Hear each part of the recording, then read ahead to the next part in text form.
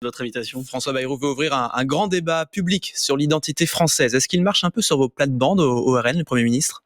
Je pense qu'il y a une volonté de la part de M. Retailleau, peut-être de M. Bayrou, de donner des paroles douces à l'oreille de nos électeurs, à l'oreille des députés du Rassemblement national. Mais nous, on ne se contentera pas de blabla, de paroles. Ça fait des années, des décennies que l'on parle d'immigration. Il y a eu 114 textes depuis 1945. Il y en a eu un l'an dernier, mais on voit bien qu'il y a une inaction de M. Retailleau, de tous les gouvernements successifs. Et nos électeurs et nous, au Rassemblement national, en tant que premier groupe de l'Assemblée, on ne se contentera pas de paroles d'estrade, de tribunes, d'échanges sur les plateaux télé, mais de C'est pas l'idée, hein. L'idée, c'est d'aller au contact des Français, justement. Non, mais contact des Français, les Français, ça sera bien d'aller à leur contact. Nous, ce que l'on nous demande, c'est ce que demandent 7 Français sur 10, c'est-à-dire un référendum sur l'immigration.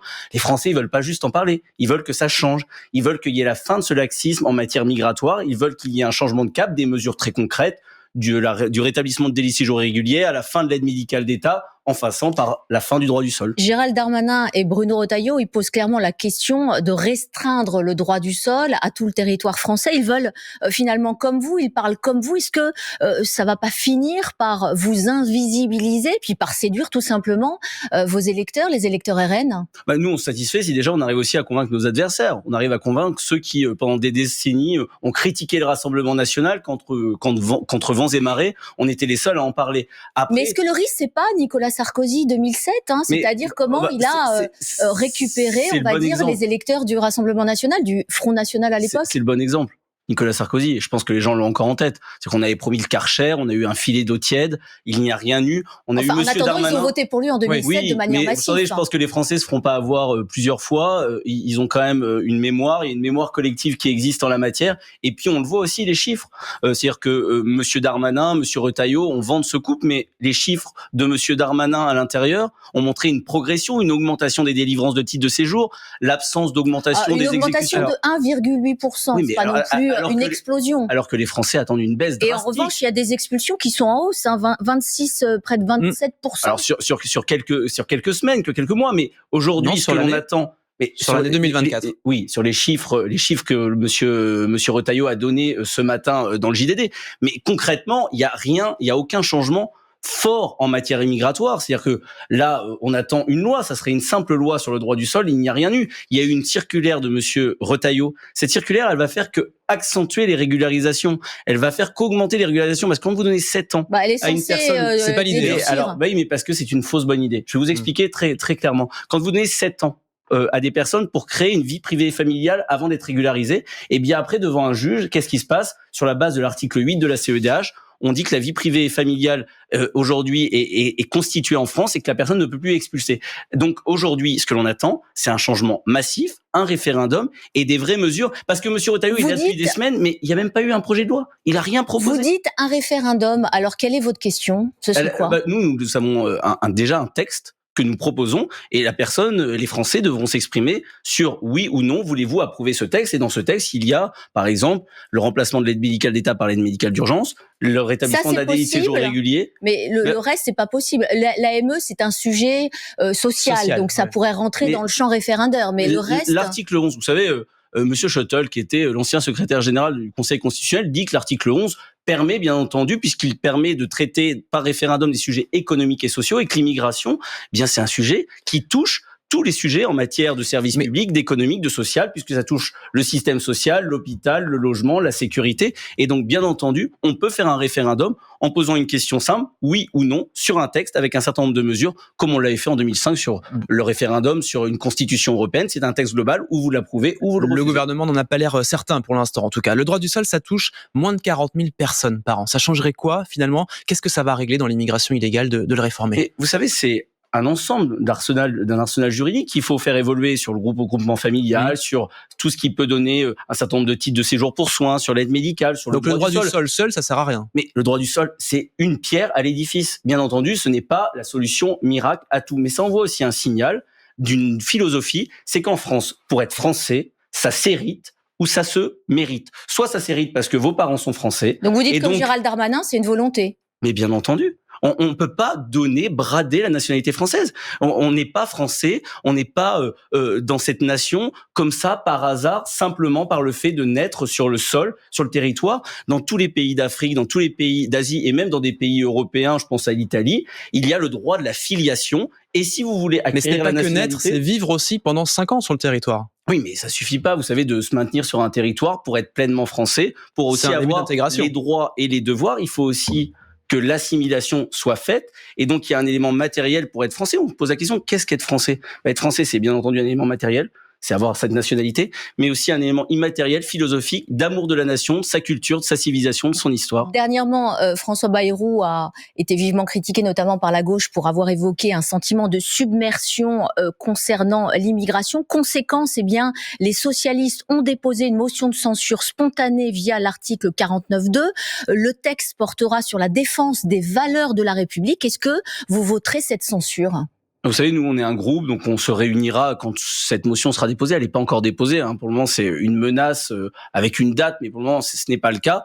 On verra, on se posera la question, parce que dans tous les cas, vous le savez, la censure, c'est clair par la Constitution. On ne vote pas un texte, on ne s'associe pas, on ne s'allie pas, on n'est même pas souvent d'accord. Vous dites, on va pas, c'est pas grave si on mêle nos voix à la gauche.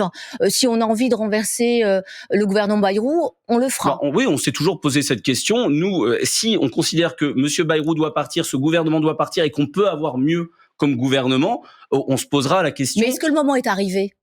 Ça sera la question qu'on se posera en réunion vous allez de groupe. Vous la poser d'ici 10 jours. On se posera dans 10 jours, on verra. La vraie question, ça sera de savoir si on peut avoir mieux. Parce que ce qu'on voit depuis le début, de M. Barnier à M. Bayrou, c'est que c'est les chaises musicales, on recycle les mêmes. Donc si c'est pour que Mme Borne ou M. Valls passent d'un ministère à un autre, il n'y aura pas de changement. M. Barnier, vous faisiez des concessions. C'est pas paradoxal finalement de vous tourner ou de laisser François Bayrou, qui lui n'en fait aucune, puisqu'il a choisi les socialistes comme partenaires.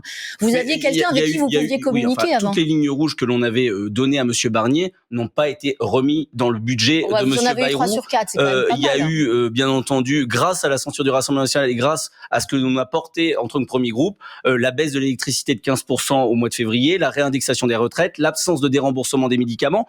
Donc aujourd'hui, le vrai sujet, c'est que je pense que tant qu'il n'y aura pas de dissolution, tant qu'il n'y aura pas de nouvelle majorité dans notre pays, que les Français pourront s'exprimer pour des nouvelles élections législatives, il n'y aura pas de changement des dirigeants, de la classe politique, et il n'y aura pas de possibilité de changer de cap. C'est ce que les Français pourtant attendent. Vous évoquiez le budget, on va y revenir dans quelques instants. Thomas Ménager avec vous dans quelques instants, 1 minute après le fil info de Magali Homo à 8h40. Alix Bouillaguet, Benjamin Fontaine. Nous sommes toujours avec Thomas Ménager, député RN du Loiret, porte-parole du groupe à l'Assemblée nationale. Dans le budget 2025, Éric Lombard a suspendu la mesure sur la TVA des auto-entrepreneurs.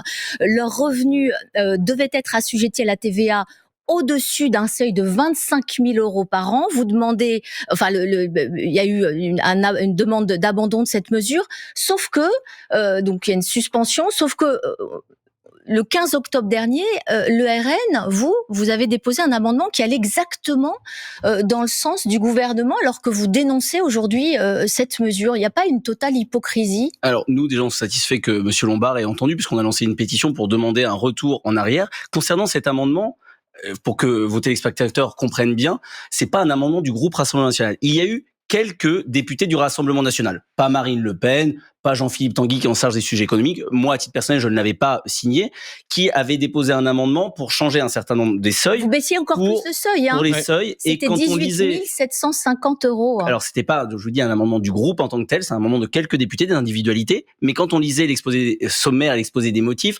c'était spécifiquement pour cibler les auto-entrepreneurs étrangers qui concurrencent nos entreprises. Dans tous les cas, cet amendement n'était pas un amendement du groupe Rassemblement national, et nous, on se satisfait aujourd'hui. C'est pas un peu facile de dire ça, là. Donc vos députés, ils ont un droit d'amendement qui est libre. Il y a une ligne politique qui est celle du Rassemblement national, de Marine Le Pen, de Jordan Bardella et du groupe. Et quand ce n'est pas un amendement de groupe, il y a des possibilités de certains députés de porter une ligne sur certains sujets plus précis. Après, nous, ce que l'on demande pour les entreprises aujourd'hui, les artisans, les commerçants, au-delà du statut des auto-entrepreneurs, c'est aussi de réduire la pression fiscale sur les artisans, les commerçants, en supprimant la CFE, en baissant les impôts de production et en donnant de l'air sur les normes. C'est ça ce qui intéresse les Français, et tant mieux, parce que le changement des seuils, c'est pas le moment. Mais aujourd'hui, quand un certain nombre d'auto-entrepreneurs aussi arrivent à vivre grâce à cela et à subvenir à leurs besoins. Justement, en vous dénoncez ce racket des indépendants. Vous dites quoi aux artisans qui subissent une concurrence déloyale finalement parce que faire appel à ces auto-entrepreneurs qui ne paient ni TVA ni cotisation, ça coûte moins cher aux Français. Et c'est ce que je vous dis, c'est que plutôt que d'avoir ce côté où on va augmenter sur les auto-entrepreneurs, il faut surtout baisser de manière très drastique ce que nous proposons sur ceux qui sont en entreprise individuelle, ceux qui ont d'autres statuts, qui sont en SARL, qui ont des statuts qui sont plus assujettis. C'est la raison pour laquelle nous proposons une baisse des impôts de production, une suppression de la cotisation foncière des entreprises et globalement de baisser les charges sur nos entreprises. C'est la raison pour laquelle on a censuré le gouvernement précédent qui proposait de mettre fin aux exonérations de charges, notamment sur un certain nombre de bas salaires. En ce moment, se déroule à Madrid le premier sommet de la droite nationaliste européenne, en présence bien de Marine Le Pen, mais aussi du Hongrois Viktor Orban, sous un mot d'ordre Make Europe Great Again. Alors ça reprend clairement le slogan de Donald Trump. Est-ce que Trump, c'est pour Marine Le Pen un exemple ou au contraire un contre-modèle ? Alors c'est un Américain, Trump, donc c'est absolument pas un adversaire ou un allié. Ça sera sur certains sujets un allié, sur d'autres un adversaire. Il va nous faire beaucoup de mal en matière économique. Nous ne l'avons pas soutenu, nous n'avons pas pris position dans ces élections américaines. Mais justement, c'est un peu le paradoxe. On a l'impression que c'était un club de soutien là ce week-end, tous pour Trump. Non, c'est un petit clin d'œil de l'organisateur qui est Santiago Abascal, l'espagnol, qui en fait aussi un appel en disant aujourd'hui il y a de l'autre côté de l'Atlantique Make America Great Again. Il va falloir nous avoir une position équivalente de défense des intérêts européens, des intérêts des nations, de sortir d'une forme de naïveté en matière économique, puisque les Américains vont faire du protectionnisme, protéger leur industrie, leur emploi, mettre des barrières douanières. Il faut que les Français et les Européens sortent de leur naïveté et en phase de même pour protéger nos emplois, notre industrie européenne. Mais hier, les intervenants qui sont venus à la tribune ont tous vanté justement la liberté d'expression de Donald Trump, ce modèle.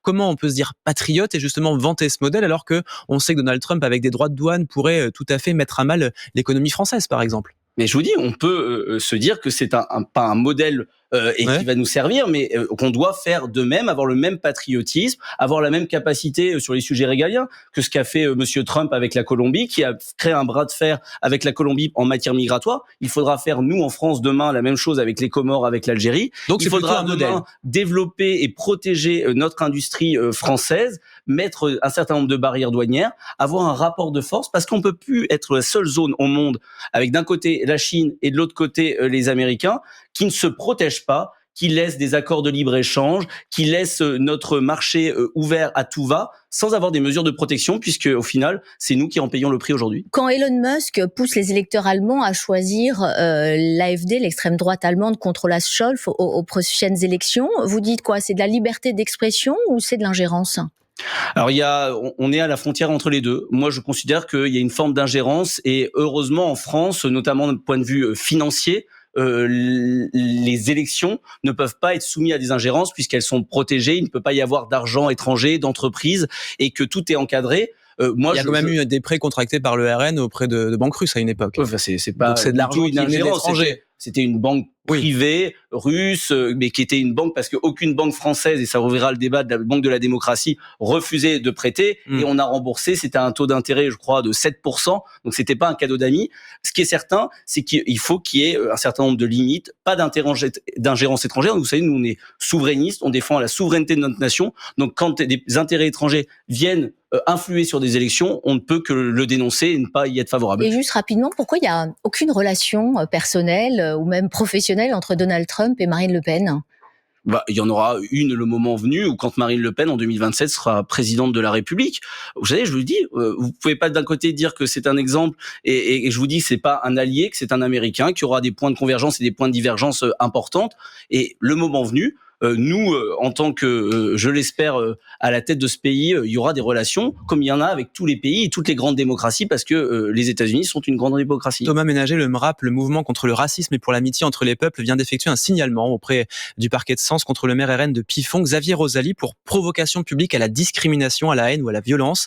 Des dizaines de publications problématiques visant les musulmans, notamment, ont été repérées sur son profil Facebook.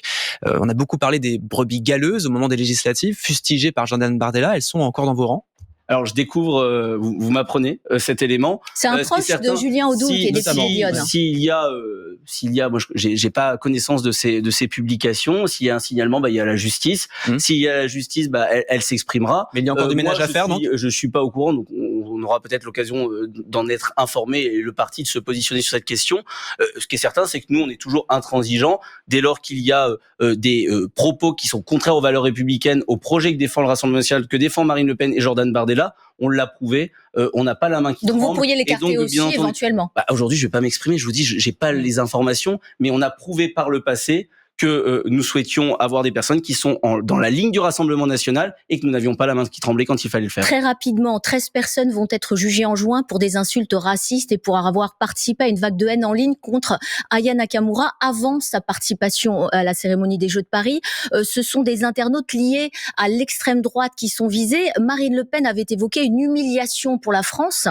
Est-ce qu'elle n'a pas, elle aussi, à sa manière, participé à cette vague de haine ou encouragé? Bien entendu, moi je dénonce ces propos haineux et racistes qui ont pu avoir lieu et qui nécessiteront des condamnations très fermes, parce que le défouloir sur les réseaux sociaux, comme certains l'utilisent aujourd'hui, n'est plus tolérable. Mais vous pouvez considérer qu'Aya Nakamura, qui parfois a l'utilisation de la langue française un peu étrange dans ses textes, n'était pas la meilleure artiste pour pouvoir... Elle évolue la langue française à travers les années. Je veux dire, à un moment, c'est aussi des propos qui sont souvent vulgaires, qui sont pas forcément le meilleur exemple pour notre jeunesse. Et c'est pas parce que vous considérez qu'Aya Nakamura était pas le meilleur exemple. Moi, personnellement... En tout cas, elle a été saluée partout dans le monde. Oui, je veux dire, moi, à titre personnel, j'y voyais pas d'inconvénient. Mais ce que je veux dire, c'est pas parce que vous dites qu'Aya Nakamura était pas la meilleure artiste et que c'était pas le meilleur exemple à l'international d'humiliation que c'était un comportement raciste et qu'on peut approuver ceux qui ont eu des propos, des comportements racistes envers Aya Nakamura. C'est une artiste. Aujourd'hui, la discussion. Et elle a fait une belle chanson.